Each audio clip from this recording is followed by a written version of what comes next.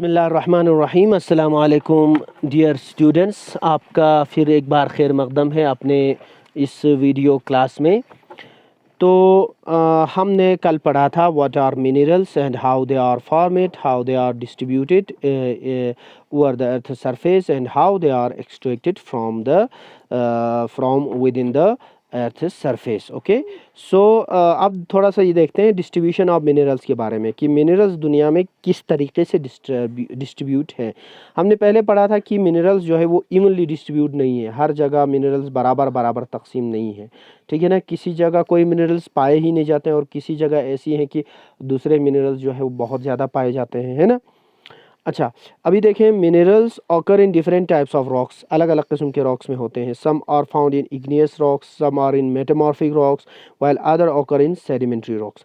Generally, metallic minerals are found in igneous and metamorphic rocks formation that form large plateaus. तो आमतौर पर metallic rocks जो हैं वो इग्नियस और मेटामॉर्फिक रॉक्स में पाए जाते हैं, इसीलिए मेटेलिक मिनरल्स हमारे इंडिया में ज़्यादातर साउदर्न प्लेट्यू के इलाकों में पाया जाता है, ठीक है। आयरन और in North Sweden, copper and nickel deposits in Ontario, Canada. Iron, nickel, chromite and platinum in South Africa are example of mineral found in igneous and metamorphic rocks. ये जो इलाके हैं इनमें igneous और metamorphic rocks हैं, तो इसीलिए वहाँ पर क्या पाए जाते हैं, ये जो मिनरल्स खासकर मेटेलिक वाले पाए जाते हैं, ठीक है। आप लोगों को मालूम है कि मेटामॉर्फिक रॉक्स कहाँ होते हैं, जहाँ पर वॉल्केनिक इरप्शन की वजह से जो नए नए प्लेट्यूज बने होते हैं उनमें ज़्यादातर मेटामॉर्फिक रॉक्स होते हैं। और सेडिमेंट्री रॉक्स उन जगहों पर होते हैं जहाँ पर कभी पानी ठहरा रहा हो, कभी जहाँ पर समंदर रहा हो और उसके बाद वो पानी जो है वो उतर गया हो, तो उन इलाकों में सेडिमेंट्री रॉक्स ज़्यादा पाए जाते हैं, ठीक है ना। ओके, तो sedimentary rocks formation of plains and young fold mountains contains non metallic minerals like limestone. अच्छा, तो क्या होता है, प्लेन्स कहाँ उभरते हैं, प्लेन्स किस जगहों पर बनते हैं, जहाँ पर पहले पानी रहा हो और वहाँ पे पानी की वजह से सेडिमेंट्स जमा होते जा रहे हों, मिट्टी जमा होती जा रही हो और उसके बाद वो रॉक्स बनते बनते बनते बनते वो मैदान बन जाते हैं ना। तो उन इलाकों में और यंग माउंटेन्स में, माउंटेन्स कैसे बनते हैं, आप लोगों को मालूम है कि अर्थ का जो अर्थ के ऊपर कुछ क्रस्ट्स होते हैं, अर्थ का जो ऊपर का क्रस्ट है वो अलग अलग प्लेट्स में बटे होते हैं। जैसे मान लो हमारा अर्थ अगर हम एक अंडे के मानन ले लें, तो ऊपर का जो शेल है जितना वो मोटा है उतना मान लीजिए हमारे अर्थ का ऊपर का क्रस्ट है, और फिर नीचे जो सफ़ेद वाला हिस्सा है दैट इज़ लाइक मेंटल, और नीचे जो अंडे के अंदर जो जर्दी है वो समझ लीजिए अर्थ इसका अर्थ का मेंटल है, ठीक है। तो अर्थ का कोर है, सॉरी अर्थ का कोर है जो बीच में है। तो हमने जियोग्राफी में पढ़ा है क्लास 6th-7th में कि अर्थ के जो अगर आप देखें क्रस्ट ऊपर बहुत थोड़ा सा ही होता है, थोड़ा ही मोटा होता है, उसके बाद उसका मेंटल बहुत ज़्यादा मोटा होता है, फिर बीच में कोर होता है वो सेमी हार्ड होता है, बिल्कुल अंडे की तरह हमारा अर्थ है। अब अंडे के ऊपर का जो शेल है वो पूरी तरह से कॉम्पैक्ट होता है, यानी वो बीच में से टूटा नहीं है। तो इमेजिन कीजिए एक अंडा ऐसा है जिसके शेल को में बहुत सारे क्रैक्स आ गए हैं, हाँ, जिसके शेल में बहुत सारे क्रैक्स आ गए हैं, तो वो क्रैक्स क्या होंगे, उसके जो सफ़ेदी है उसके ऊपर वो तैर रहे होंगे ऐसे। बिल्कुल इसी तरीके से हमारा अर्थ का जो ऊपर का क्रस्ट है वो बिल्कुल क्रैक्ड है, हाँ, 7-8 पार्ट्स हैं अलग अलग, उनको हम प्लेट्स कहते हैं, अलग अलग पार्ट्स बन चुके हैं बीच में क्रैक होकर और वो तैर रहे हैं उस मेंटल के ऊपर। तो क्या करता है कि कुदरती तौर पर हमारे ज़मीन का जो मेंटल है उसमें करंट्स चलते हैं। करंट मतलब वो जो लिक्विड है वो बहता है, ऊपर नीचे ऐसे बहता है, ठीक है। तो जब वो बहता है वो मेंटल, तो उसके ऊपर जो क्रस्ट है वो तो तैर रही है, तो वो क्रस्ट हिलता है आगे पीछे, ठीक है, कभी इस तरफ हिलती है कभी उस तरफ हिलती है। तो क्या होता है, कभी एक क्रस्ट और दूसरा क्रस्ट जो है वो दूर चले जाते हैं, बीच में गैप निकल के आता है, तो वो गैप जो है ना, उस गैप में साइड की जो मिट्टी वो बिल्कुल नीचे चली जाती है, तो वहाँ पर बहुत ज़्यादा गॉर्जेस बनते हैं, वैलीज बनती हैं, लुंगबा बुते चचा स्किल पैनुक कस्बार पैनुक। तो कभी क्या होता है कि एक क्रस्ट और दूसरा क्रस्ट, एक प्लेट और दूसरा प्लेट जो है एक दूसरे के साथ टकरा जाते हैं बीच में। हाँ, दोनों जो है एक दूसरे की तरफ धक्का देते हैं, तो क्या हो जाता है, वो क्रस्ट जो है, क्रस्ट का जो किनारा है, स्नाई इसका चीज़, वो फोल्ड हो जाते हैं, ऊपर की तरफ उभर के निकल के आते हैं इस तरह से। They are called fold. तो वहाँ पे माउंटेन बन जाते हैं, तो they are called, those mountains are called fold mountains. तो इस तरह से माउंटेन्स ऐसे ही बनते हैं। तो कहा जाता है जो हमारे यहाँ हिंदुस्तान का जो या हिमालय रेंज है, जो दुनिया के सबसे बड़े बड़े पहाड़ इस हिमालय रेंज में है, वो बिल्कुल काफ़ी नया एक माउंटेन है। और ये कहा जाता है कि ऑस्ट्रेलियन प्लेट और यूरेशियन प्लेट दो बड़े प्लेट्स हैं, तो वो दोनों टकरा गए। ठीक है, वो दोनों टकरा गए। टकराने से क्या हो गया, बीच में एक फोल्ड बन गया ऊपर की तरफ, एक स्नीक शिकजुक बस गेनला फोल्ड चिल्लाने, और वो जो है वो हिमालय पहाड़ बन गया। तो क्या होता है, जब ये क्रस्ट दोनों टकराते हैं, ऊपर की तरफ फोल्ड बन जाते हैं ना, तो बिल्कुल ऐसे ngtes मान लीजिए ngate कॉपीज बस खुरे नस्किल पे नजुक बस तबाने चीज और दे लेयर उनका में फोल्ड फोल्ड फोल्ड फोल्ड सेशन दे। ठीक है ना। तो उदू चोस्तों से आमतौर पर जैसे मैंने पहले कहा, जब दो प्लेट इस जहाँ पे जिनके किनारे होते हैं, सिरे होते हैं ना, तो उनके बीच में जो गैप होता है वहाँ पे लुंगा दाने उमा गोरों दाने उमा जिस दे, तो ओदे गोरों ने छू खिले चिन, तो उसमें समंदर होता है।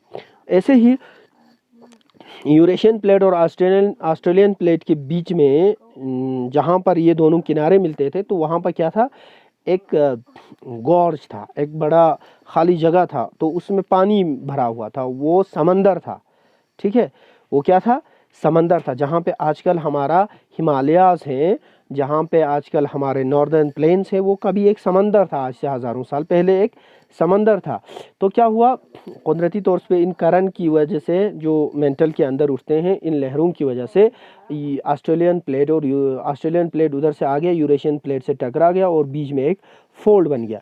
अब क्या होता है कि जब समंदर होता है, तो समंदर के नीचे जो रॉक्स बनते हैं, वो कौन से रॉक्स बनते हैं, हमने पहले ही कहा, वो सेडिमेंट्री रॉक्स बनते हैं। ठीक है ना। अब सेडिमेंट्री रॉक्स क्या हो गए, वो ऊपर की तरफ फोल्ड होना शुरू हो गए, वो ऊपर की तरफ आ गए। मान लो यो पेंगातेस गोसे कॉपी जक्से पिन देआनो कॉपी नो पेज मना शू चोहा शू सो पेज पिन। अब कॉपी को एक तरफ से एक ने धक्का दे दिया, दूसरी तरफ से दूसरे ने धक्का दे दिया, तो बीच में से कॉपी का बीच वाला हिस्सा ऊपर की तरफ फोल्ड हो गया। तो क्या होता है कि उसमें एक क्या बन गया, एक पहाड़ बन गया। तो उसके रॉक्स कैसे होंगे, रॉक्स उन बस देनुक फोल्डेड होचिंदे, मतलब layer layer layer layer layer layer होचिन। वैसे ही रॉक्स जो है हमारे हिमालयाज में पाए जाते हैं, इस तरह से बहुत सारे माउंटेन्स में पाए जाते हैं। तो ये क्या होते हैं, जो यंग फोल्ड माउंटेन्स है, उसमें जो नॉन मेटेलिक मिनरल्स होते हैं। तो हमने पहले ही कहा कि सेडिमेंट्री रॉक्स में नॉन मेटेलिक होते हैं, ख़ास तौर पर उनमें जिप्सम होता है, ये लाइमस्टोन होता है, तो वो जो है इन पहाड़ों में पाया जाता है। तो हमने आपको शायद कहा है कि पिछले एक लेक्चर में कि मिसालन हमारे करगिल में अगर आप देखें कौन से मिनरल्स पाए जाते हैं, तो लाइमस्टोन यहाँ पे पाए जाते हैं, जिप्सम पाए जाते हैं हमारे यहाँ के पहाड़ों में। Why they are found here, because these mountains are young fold mountains. ये फोल्ड माउंटेन्स हैं, ये वॉल्केनिक माउंटेन्स नहीं है, याद रखिए। अच्छा, माउंटेन्स दूसरे तरीके से भी बनता है। वो किस तरह से बनता है, जब वॉल्केनो इरप्ट होता है ना, तो ज़मीन के नीचे से मिनरल्स जो है, मटेरियल जितने भी हैं, रॉक्स हैं, वो मोल्टन फॉर्म में ऊपर उठते हैं, बिल्कुल। फिर ऊपर उठ के वो ज़मीन के ऊपर जमा होते होते होते जाते हैं, तो वो एक माउंटेन बन जाता है।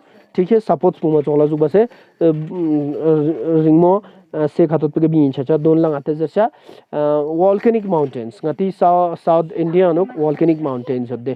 तो देन अलग किस्मी मिनरल्स यूं चीज़ लगाते जैसे। हाँ, अच्छा, तो देखिए limestone deposits of Caucasus region of France, manganese deposits of Georgia and Ukraine, and phosphate beds of Algeria are some examples. तो इसी तरीके से mineral fuel such as coal and petroleum are also found in sedimentary strata. तो sedimentary rocks में coal और petroleum भी मिलता है। शायद हमने क्लास 6 में पढ़ा हो आप लोगों ने कि रॉक ये क्या कहते हैं, कोल और पेट्रोलियम कैसे बनता है ना। कोल और पेट्रोलियम का आपको याद होगा, they are called fossil fuels. Why they are called fossil fuels, क्योंकि कोल और पेट्रोलियम जब बनता है तो उसमें क्या होता है, प्लांट्स और एनिमल ज़मीन के नीचे दबते हैं, तो उससे कॉलर पेट्रोलियम बनता है। जब एनिमल्स खासकर जो समंदर में पाए जाते हैं, माइक्रो ऑर्गेनिजम्स या सिंगल सेल्ड एनिमल्स के बहुत ज़्यादा बड़े बड़े कॉलोनीज होते हैं समंदर के पानी में, तो वो सारे ज़मीन के नीचे दब जाते हैं। तो वो एनिमल्स जो है वो समंदर की तह में दबते चले जाते हैं हर साल, और ऊपर से फिर वो आते हैं। इसी तरीके से कोरल्स हैं समंदर के नीचे बेड पर, बहुत सारे रॉक्स पर बहुत सारे ऐसे सिंगल सेल या मल्टी सेल छोटे छोटे एनिमल्स की कॉलोनियाँ होती हैं, वो सेडिमेंट्स के नीचे दब जाते हैं, हज़ारों साल वो वहाँ पे दबे रहते हैं, तो उससे पेट्रोलियम बनता है। इसी तरीके से फाइटोप्लैंक्टन्स या बहुत सारे जंगल जो है वो ज़मीन के नीचे दब जाते हैं, तो उससे क्या बन जाता है, कोल बन जाता है। तो ये कैसे बन रहा है, ज़मीन के सेडिमेंट्स के नीचे, लेयर्स के नीचे बन रहे हैं। तो सेडिमेंट्री रॉक्स में ऑब्वियसली सेडिमेंट्री रॉक्स के बीच में हुआ, तो कोल और पेट्रोलियम सेडिमेंट्री रॉक्स में पाए जाते हैं। इसीलिए को पेट्रोलियम आमतौर पर हम देखते हैं कि वो समंदर के बेड के नीचे ज़्यादा पाया जाता है। ठीक सोमू, अच्छा ये समझ गया। तो अब हम देखते हैं एशिया में क्या है। चाइना और इंडिया में ज़्यादातर आयरन ओर डिपॉजिट्स हैं, और the continent produces more than half of world's tin जो है दुनिया में सबसे ज़्यादा एशिया में, हाफ से भी ज़्यादा एशिया में पाया जाता है। इसी तरह China, Malaysia, Indonesia are among the world's leading tin producers. Tin एक मेटल है, ठीक है। China also leads in production of lead, antimony and tungsten, ये भी मेटल्स हैं। Okay, Asia also has deposits of manganese, bauxite, nickel, zinc and copper. Okay, तो ये आ गए। तो हम यूरोप, नॉर्थ अमेरिका वगैरह के बारे में नेक्स्ट लेक्चर में पढ़ेंगे। तो तब तक के लिए मुझे इजाज़त दीजिए। खुदा हाफ़िज़।